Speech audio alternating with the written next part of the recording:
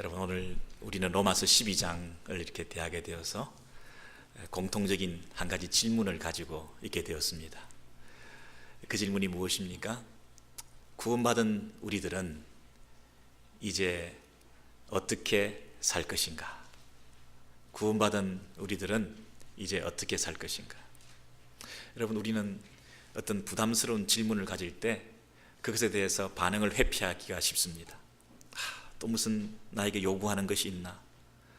우리의 마음에 있는 것을 끄집어내기 위해서 이 질문 기법으로 우리를 힘들게 만들기도 하고, 그래서 애써 눈을 감고 귀를 막고 그 질문을 듣지 않고 그냥 무덤덤하게 자기 방식대로, 자기 편한 대로 이렇게 살기를 원합니다. 그러나 여러분, 그러면 우리가 어떻게 살 것인가? 그러면 이제 우리는 어떻게 살 것인가? 이것이 우리 구원받은 백성들에게 정말 절절하게 늘 마음에 새기면서 순간순간, 그러면 나는 어떻게 살 것인가? 부담스럽지만, 그러나 이 질문을 할 수 있다고 하는 것은 특권이라는 사실을 기억하셔야 됩니다. 왜냐하면 우리는 구원받았기 때문입니다. 우리는 어떻게 하면 구원받을 수 있는가? 이 첫 번째 질문이 해결된 사람이기 때문에 그렇습니다. 수많은 사람들이 어떻게 하면 구원을 받을 수 있는가? 이 첫 번째 질문에 대한 해답을 가지지 못한 채 그 삶의 방향성을 상실하고 어떻게 살아야 되는지, 왜 살아야 되는지 그 의미도 모른 채 그냥 이 인생을 허비하고 있는데 반해서 우리는 어떻게 하면 구원을 받을 수가 있는가? 첫 번째 질문에 대한 해답을 가지고 로마서 1장에서 11장까지 어떻게 하면 구원을 받을 수 있는가? 그 해답을 가지고 12장, 그러면 이제 구원받은 사람이 어떻게 살 것인가? 이 질문을 할 수 있게 되었으니 이것이 얼마나 감격스러운 우리의 존재입니까? 이것이 얼마나 감사한 일입니까? 이것이 얼마나 즐거운 비명입니까? 얼마나 이것이 우리가 반드시 꼭 새기면서 이 말씀을 붙들고 가야 되는 특권이겠습니까? 우리는 부담스러운 질문이 아니라 이 질문을 할 수 있게 된 것이 특권입니다. 구원받은 하나님의 백성이 이제 그러면 어떻게 살 것인가? 얼마나 감사한 일입니까? 우리의 삶의 분명한 목표와 또 왜 살아야 되는지, 어떻게 살아야 되는지 대해서 고민을 하면서 살 수 있게 되었으니까 얼마나 감사한 일입니까? 여러분, 우리는 어떻게 살아야 됩니까?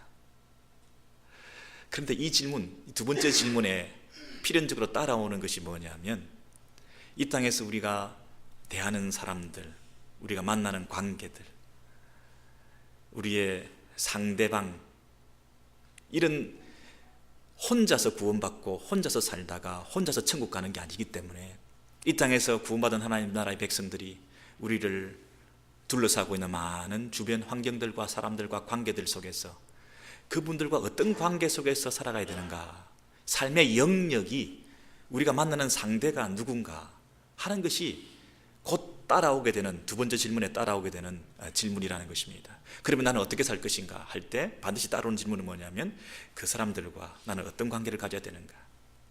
나는 저 삶의 영역에서, 그 장소에서 나는 어떤 하나님 나라의 백성으로 삶의 모습을 보여야 되는가? 이런 삶의 영역에 따라서 나는 어떤 하나님 나라의 백성의 정체성을 드러내 보여야 되는가 하는 이 질문이 따라오게 된다는 것입니다. 그래서 사도 바울은 로마서 13장에서 벌써 그 얘기들을 이렇게 우리에게 알려주기 시작하고 있습니다. 위에 있는 권세들에게 굴복하라. 우리는 하나님 나라의 백성입니다. 구원받은 하나님 나라의 백성입니다. 세상 사람들이 이런 고민을 할 필요가 없습니다. 그런데 구원받은 하나님 나라의 백성들은 세상 권세에 대해서 어떤 태도를 가져야 되는가? 정부에 대해서, 위정자에 대해서, 통치자에 대해서, 권세가에 대해서, 관원들에 대해서 어떻게 해야 되는가? 텍스는 어떻게 해야 되는가? 공세를 내야 되는가? 공세를 바쳐야 되는가? 국세를 바쳐야 되는가? 바치지 말아야 되는가? 두려워할 자를 두려워하며 존경할 자를 존경하라. 여러분, 대정부적인 교회와 정부와의 관계 속에서 우리 믿는 자는 어떻게 해야 되는가? 그러면 우리는 어떻게 해야 되는가? 정부, 국가, 권력자, 세상에 대해서 우리는 어떤 태도를 가져야 되는가? 그 얘기를 지금 13장에서 하고 있습니다. 그리고 그 앞에 넘어가시면 12장 14절에서 20절의 내용을 보시면, 너희를 핍박하는 자를 축복하라. 아무에게도 악으로 악을 갚지 말고 할 수 있거든 너희로서는 모든 사람으로 더불어 평화하라. 너희가 친히 원수를 갚지 말고 진노하심에 맡기라. 네 원수가 줄이거든 먹이고 목마르거든 마시오라. 우리가 구원받은 백성으로 우리의 대적자들, 우리의 핍박하는 사람들, 우리의 원수들, 우리가 관계하는 많은 사람들 속에서 우리를 불편하게 하는 사람들, 이 세상살이 가운데서 만나는 대인관계 속에서 우리에게 피해를 주는 사람들, 이런 사람들을 만날 때 그러면 너희들은 어떻게 살 것인가? 여러분, 세상 사람들은 이런 고민하지 않습니다. 그러나 구원받은 우리들은 그러면 우리는 어떻게 살 것인가? 대정부적인, 대사회적인, 대인적인 관계 속에서 우리는 어떻게 살 것인가를 알려주고 있습니다. 그 앞에 넘어오시면 12장 4절에서 13절의 내용을 보시면 우리 많은 사람이 그리스도 안에서 한 몸이 되어 서로 지체가 되었느니라. 우리에게 주신 은혜대로 받은 은사가 각각 다르니 형제를 사랑하여 서로 우애하고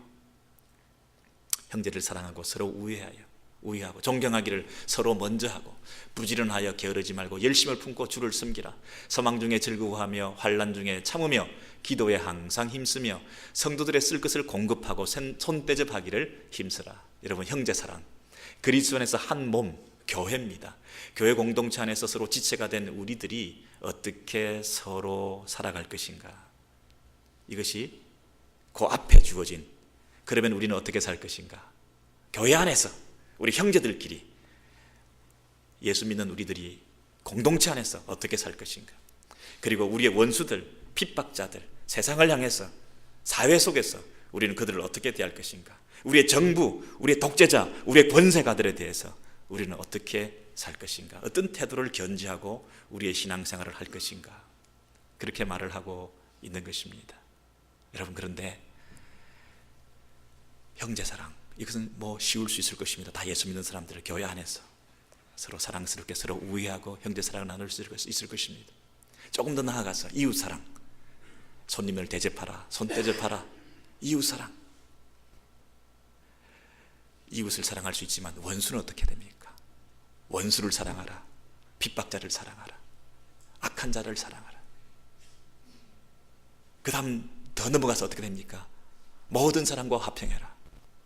만인사랑, 형제사랑, 이웃사랑, 원수사랑, 만인사랑. 여러분, 우리 성도들이 마땅히 해야 될 대인관계 속에서 그러면 우리는 어떻게 살 것인가?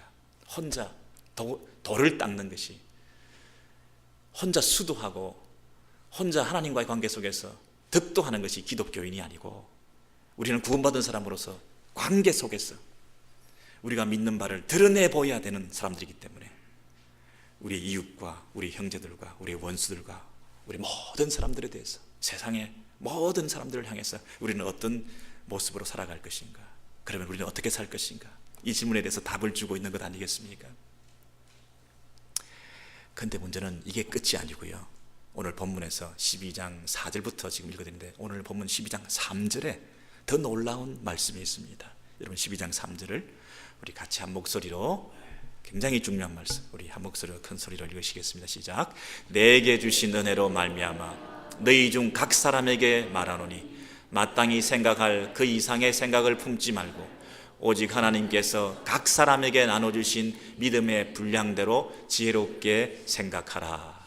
여러분, 너희는 누굽니까? 로마교회를 말합니다. 로마교회 너희 중에서 각 사람에게 말하노니. 여러분, 한 사람 한 사람에게 말한다고 지금 얘기합니다. 교회 안에서 여러분 그냥 두리뭉실하게 교회에 말한다 이렇게 얘기하지 않고, 교회에 말한다 이렇게 해도 교회 사람으로서, 지체로서, 구성원으로서 부담을 느낄 텐데, 특별히 사도 바울의 관심은 그 교회 안에 한 사람, 각 사람에게, 한 사람 한 사람에게 내가 지금 말한다. 이 편지를 받는 수신자는 로마 교회이지만 로마 교회 성도들 중에 바로 나에게 주시는 메시지로 하나님께서 이 말씀을 우리에게 주신다는 것입니다. 각 사람에게 말한다. 여러분, 12장 3절에서 각 사람에게, 한 사람 한 사람에게 주신 그 메시지를 통해서 내가 속한 교회, 형제사랑, 이웃사랑, 원수사랑, 세상 정부 권세, 만인사랑, 이렇게 하나님께서 물결처럼 파도처럼 번져나가게 되기를 원하시는 그런 의도를 가지고 로마교회 성도들 한 사람에게 각 사람에게 지금 이 메시지를 주시는 것입니다. 여러분, 지진이 나면 수백 마일 떨어진 곳에서도 그 진동을 느끼면서 항상 관심 있는 것은 무엇입니까? 진원지가 어딘가? 어디에서 지진이 처음 최초로 발생했는가? 여러분, 진원지가 없이 진동이 일어날 수 있겠습니까? 반드시 지진이 일어난 원래 오리진이 있기 때문에 거기서부터 시작되는 그 물결이, 그 파급 효과가 온 세상으로, 그 멀리 떨어진 곳에까지도 몸소 느끼게 되는 거 아니겠습니까?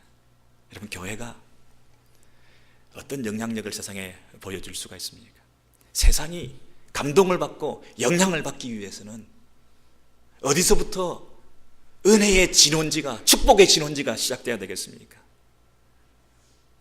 교회. 그 교회 가운데 누구?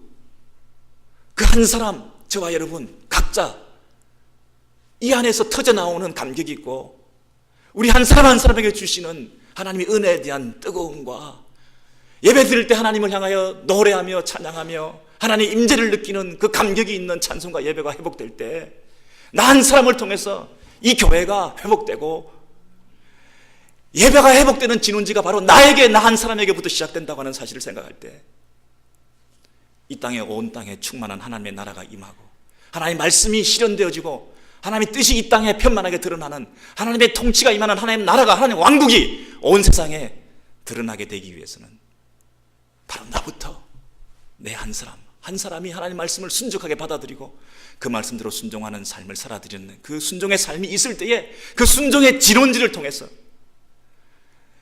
이 말씀을 지킬 수도 없고 감당할 수도 없고 여건도 안 되는 그런 상황 속에서도 내가 감격하며 감사하며 이 말씀대로 순종하며 살아가는 그 삶의 실천함이 있을 때에, 도저히 사랑할 수 없는 사람인데 내가 사랑하는 마음을 가지고, 순종하는 마음을 가지고 이 사랑이 뜨거워져서 이 사랑을 삶을 통해서 드러내 보일 때, 믿기만 하는 것이 아니라 행함이 있는 믿음을 통해서 순종의 삶을 살아드리는 그런 결단이 있을 때, 너 한 사람을 통해서 그 파급 효과가 주변 사람들에게 영향을 미치고, 너를 통해서 교회 공동체가 사랑의 공동체가 되고 은혜의 공동체가 되고 축복의 진원지가 되어서 너를 통해서 온 세상에 하나님의 왕권이 실현되는 그 일을 지금 하나님께서 도모하시는데, 바로 네가, 너희 중 한 사람 한 사람에게 내가 말하노니.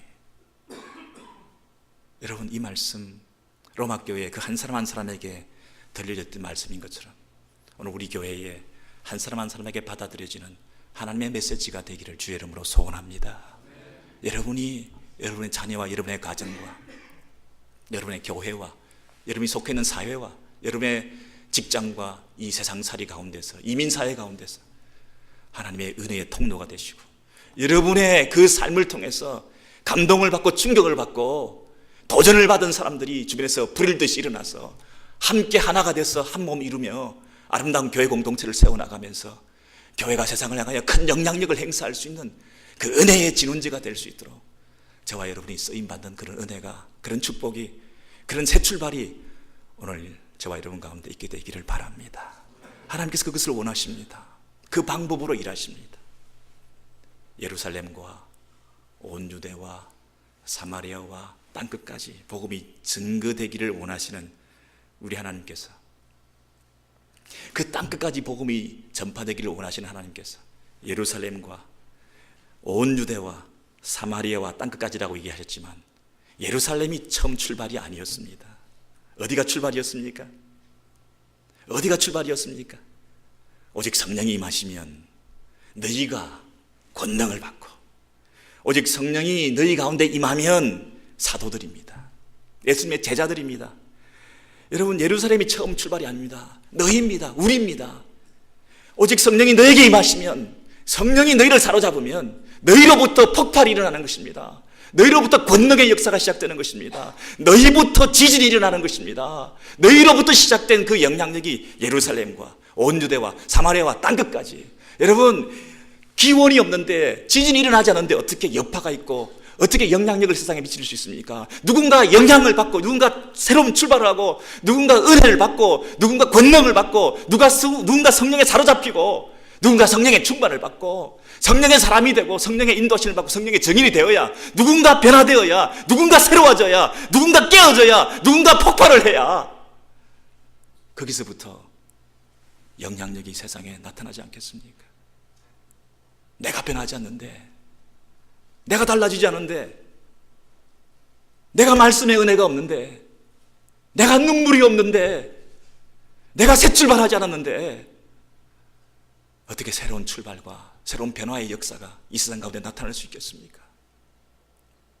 세상을 손가락질하고 정부를 비판하고 사회를 썩었다고 얘기하면서, 여러분, 그 모든 책임이 바로 나에게 있는 것을 왜 우리는 자각하지 못하고 이 성경의 원리대로 돌아오지 못한 채 비아냥 그리기만 하면서, 정치인들을 탓하면서 우리 패배주의에 빠져서 이 교회의 중요성, 너희 중에 있는 한 사람 성도의 중요성, 나의 가치에 대해서, 나의 사명에 대해서 우리가 둔감한 채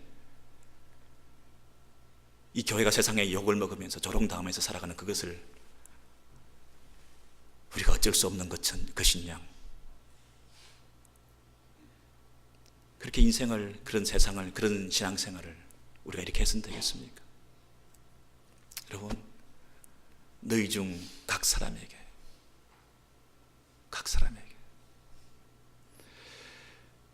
여러분, 로마 교회는요, 그 당시에 참으로 힘든 그런 환경적인 여건을 가지고 있었습니다. 로마 황제 4대째 황제 이름이 뭐냐면 클라디오스라고 하는 이 황제가 유대인들이 하도 소란을 피우고 폭동을 일으키고 그러니까 로마라고 하는 곳에서 유대인들을 내가 쫓아야 되겠다. 그래서 유대인 추방 칙령을 내렸습니다.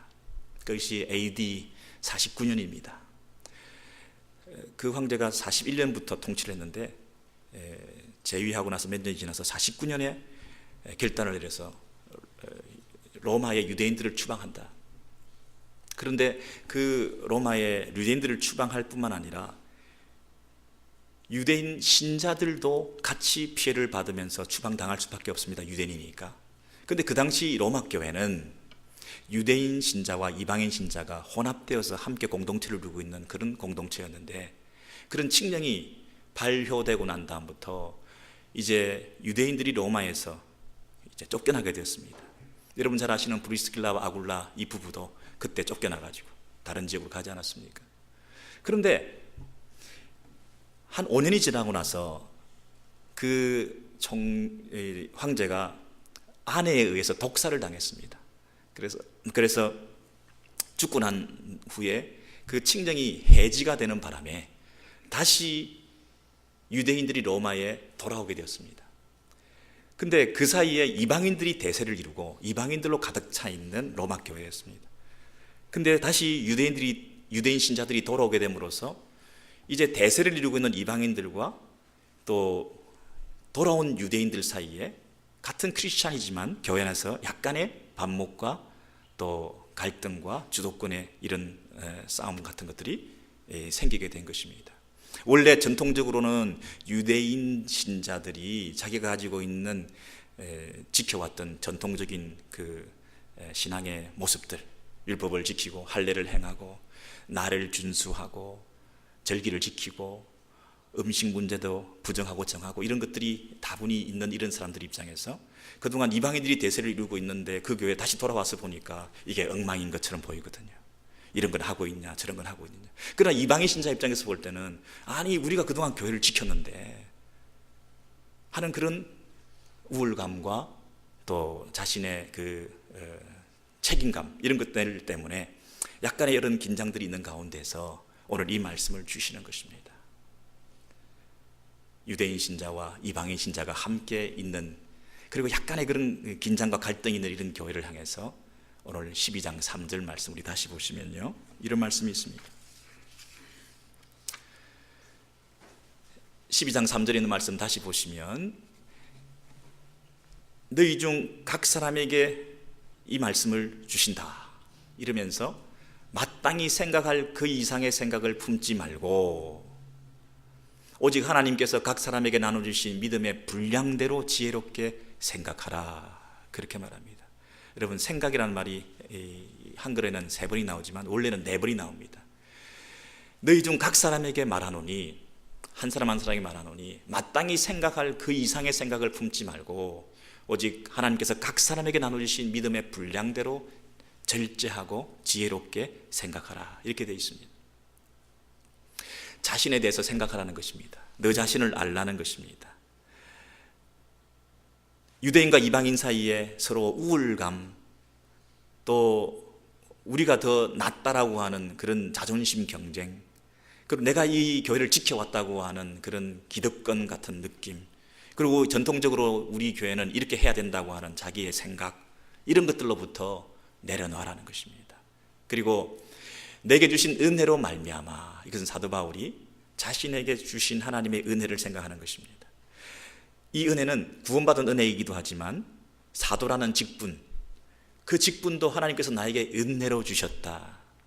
하나님께서 나에게 사도라는 이 직분을 은혜로 주셨는데, 이 직분을 가진 내가 이 모든 것이 하나님의 은혜라고 하는 걸 생각할 때, 너희도 내가 너희에게 권하노니 너희가 받은 것은 다 하나님의 은혜다. 각 사람에게 말하노니 너희도 교만해서는 안 된다. 너희도 마땅히 생각해야 될 그 생각 이상을 스스로에 대해서 생각하지 마라. 우월감 가지지 마라. 잘난 체 하지 마라. 과대 망상증에 빠지지 마라. 너 대단한 존재 아니다. 이방인이나 유대인이나 처음부터 다 하나님 앞에 다 가두어져 있는 존재로서 하나님의 은혜가 위로부터 임하지 않으면 너희들은 꼼짝달싹 못하고 감옥에 갇혀서 죽을 수밖에 없는 그런 인생들 아니었느냐. 이방인이나 유대인이나 다 하나님의 은혜와 긍휼을 덧입어서 이 공동체를 이루게 되었는데, 이 공동체 안에서 네가 더 낫다, 내가 더 지켰다, 내가 수고했다, 내가 더 열심을, 내가 더 많은 은사를 가졌다, 내가 더 많은 재능을 가졌다, 내가 많이 더 노력했다, 공로가 있다, 이런 말이 통하느냐? 네가 누구냐? 네가 누구냐? 하나님의 은혜로 구원받은 자들 아니냐? 겸손해야 된다. 나보다 남을 더 낮게 여기라. 네가 잘난 게 없어. 상대방이 더 잘난 거야. 더 세워줘야 돼. 그래서 함께 공동체를 세워나가야 돼. 자기를 드러내면 공동체가 무너져. 나를 주장하면 공동체가 와해돼. 하나됨을 깨트리게 되는 거야. 여러분, 그 얘기를 하는 것입니다. 여러분, 우리 인간들은 원래부터 좀 과대망상증 정세가 있습니다. 에덴에서 아담이 어디에 속아 넘어갔습니까? 네가 하나님처럼 될 수 있다. 하나님처럼 될 수가 있다. 인간이요, 하나님처럼 될 수가 있다. 감히 피조물인 우리가 어떻게 하나님처럼 될 수가 있습니까? 그러나 교만의 극치가 뭐냐? 하나님의 자리까지 넘보는 것이 우리 인간입니다. 인간은 얼마나 교만한 줄 아십니까? 가만히 내버려 두면요, 하나님 자리까지 자기가 그 영광을 찬탈하고 말, 그 자리에 자기가 앉아 있는 것이 인간입니다.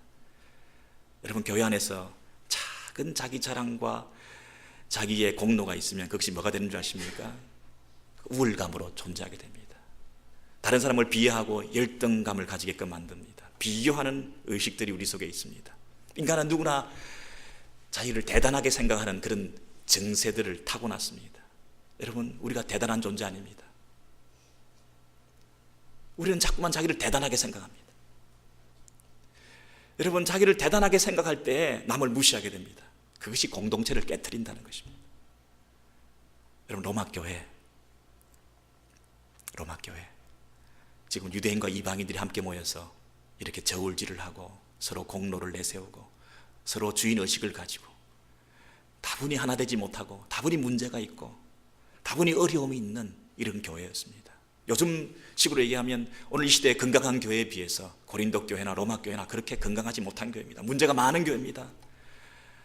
가진 자가 득세를 하고 가난한 사람이 움츠리고 세상에서 권력을 가진 사람이 교회 안에서도 권력을 가지고, 여러분, 그 이방인과 유대인 사이의 갭과 간격은 너무나 넓고 이게 과연 하나가 될 수 있을까? 얼마나 마음에 갈등이 생기고, 이게 교회인가? 교회라면 이럴 수가 있는가? 이런 생각이 막 드는 그런 교회입니다. 그런 교회지만은 사도 바울이 그 교회를 향해서 너희 중 각 사람에게 마땅히 자기 자신부터 생각해라. 거기서부터 시작되는 것입니다. 여러분, 교회의 형편과 처지, 상황, 여건, 환경 이런 거 보지 마시고 어떤 교회든지 그 중에 한 한 사람에게 하나님께서 관심을 가지시고 네가 바로 쓰면 네가 나보다 하나님께서 받은 은혜가 내가 더 많기 때문에 내가 더 참고 견디고 섬기겠다. 내가 다른 사람을 도와주겠다. 섬기겠다. 내가 바로 서서 이 공동체를 세우겠다. 그 로마 교회에 별 볼 일 없어 보이는 그 로마 교회에 갈등과 분쟁이 있었던 로마 교회에 어려움이 있었던 로마 교회에 사도 바울은 끝까지 관심을 가지고 너희 중 한 사람에게 각 사람에게 내가 말하노니 네가 바로 서면 네가 겸손하면 네가 다른 사람 세워주면 한 사람 한 사람이 서로 겸손하게 아름다운 공동체를 이루는데 노력하면 이 공동체 소망이 있다. 이 공동체 세워질 수 있다. 이 공동체를 통해서 로마 제국을 뒤엎을 수가 있다. 로마 교회의 그 사명 감당하기 위해서 네가 바로 서면 너 한 사람을 통해서 서로를 세워주면 유대인과 이방인이 나눠져 있는 이 갈등의 상황 속에서 네가 겸손해서 상대방을 세워주면 교회가 하나 되고 아름다워지고 이 로마 교회가 하나가 되면 이 아름다운 덕을 세상에 나타내 보여서 로마 제국을 온 세상 천지를 하나님의 나라가 임하게 하는 아름다운 역사를 일으키는 통로로 네가 쓰임받을 수 있다. 그 출발은 바로 너다. 마음을 낮추어라. 너와 다른 그룹에 있는 사람들을 비아냥거리지 마라. 너하고 잘 맞지 않는 사람을 무시하지 마라. 너의 원수, 교회 안에서 대적자들을 향해서 조롱하지 마라. 나보다 남을 낮게 여기라. 마땅히 생각할 그 이상의 생각을 네가 품지 마라. 각 사람에게 나눠주신 하나님의 믿음의 분수를 각자 지켜라. 여러분, 한 사람 한 사람에게 주신 하나님의 은혜가 있는데 그 은혜를 생각할 때 여러분, 내가 받은 그 은혜에 감사해서 내가 받은 그 사명을 신실하게 잘 감당해 나가면 다른 사람 탓하지 말고 내가 그 사명 잘 감당하면 나를 통해서 주변에 건강한 공동체로 세워지게 될 것이고 그 교회 공동체의 건강성과 아름다움을 통해서 하나됨을 통해서 세상에 큰 영향을 나타낼 수 있는 그 출발이 바로 나에게 있다. 내 마음을 고쳐야 된다. 자꾸만 과대망상증, 내가 높아지려고 하고 내가 그래도 너보다는 낫다. 그래도 너보다는 낫다. 이 마음 깨트려야 된다. 말이 안 통하는 사람들이다. 그 생각을 내려놓아야 된다. 여러분, 1984년과 1988년에 그 민주당의 대통령 후보로 나왔던 분 한 분이 이름이 뭐냐면 제시 잭슨이라는 목사님이시잖아요. 이 두카키스라고 하는 이 상대방과 아주 접전을 벌이고 그래서 이제 두카키스가 승리하고 이제 민주당 후보로 나가게 되고 공화당에서 부시 대통령이 나와서 이렇게 떨어지긴 했지만은 지금도 기억에 남는 것은 제시 잭슨 목사님의 연설문이잖아요. 명연설문, 민주당 전당대회에서 했던 연설문 중에 이런 게 있습니다. 1984년, 88년 이분이 후보로 나왔던 기억이 나는데요. 이분이 뭐라고 얘기를 했냐면요, 마이클 두카키스의 양친 중 자기의 그 경쟁자입니다. 그의 부모 중 한 분은 의사요, 한 분은 교사였습니다. 나의 부모는 잭슨 목사님입니다. 나의 부모는 하인이었습니다. 두카키스는 법률을 전공했고 나는 신학을 공부했습니다. 우리 둘 사이에는 종교와 지역과 인종과 경험과 관점의 차이가 굉장히 큽니다. 그러나 미국이라는 나라의 진수는 그 큰 차이에도 불구하고 우리가 하나가 되는 그것입니다. 하나님의 섭리는 그와 나의 오솔길이 한 곳에서 만나도록 하는 것입니다. 두카키스의 선치는 이민선을 타고 미국에 왔습니다. 나의 선조는 노예선을 타고 왔습니다. 그러나 우리들의 앞 세대가 무슨 배를 타고 미국에 왔든지 간에 그와 나는 지금 같은 배를 타고 있습니다. 미국은 한 가지 실, 한 가지 색깔, 한 가지 천으로 짜여진 담요, 블랭킷이 아닙니다.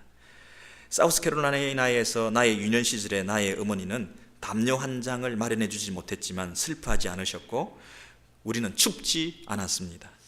어머니는 헝겊, 부대자루, 실크, 천 이런 것들로 여러분의 지금 구두나 간신히 닦을 수 있는 그런 조각천들을 모아서 그분의 기운찬 손놀림과 튼튼한 끈으로 연결시켜서 조각천들을 꿰매어 훌륭한 누비 이불을 만드셨습니다. 그것은 힘과 아름다움과 교양을 상징하는 것이었습니다. 이제 우리도 이 누비 이불을 건설해야 합니다. 오늘날 미국의 힘은 바로 이 누비 이불과 같은 다양성에서 나오는 것입니다. 여러분, 이런 훌륭한 연설을 했습니다. 미국의 그 다양성, 그러나 그 다양성을 하나로 묶을 수 있는 그 이상을 가지고 이런 연설을 했습니다마는, 여러분, 이것은 목사님의 설교입니다. 민주당 전당대회에서 이것이 먹힐 수 있는 메시지가 아닙니다. 왜냐하면 이것은 두 번째 질문에 해당되는 답으로 주어진 것이기 때문입니다. 이 두 번째 질문을 할 수 있는 사람들은 첫 번째 질문이 해결된 사람입니다. 어떻게 하면 구원을 받는가? 구원받은 사람들이 모여서 그럼 우리는 어떻게 살 것인가?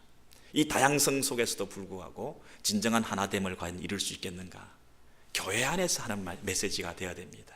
세상을 향해서 물론 우리가 그런 가능성과 이상을 가지고 꿈꾸면서 계속해서 그 일을 향해서 나아가야 되겠습니다만은, 궁극적으로 이 일은 세상에서부터 먼저 되는 것이 아니라 교회 안에서부터 되는 것입니다.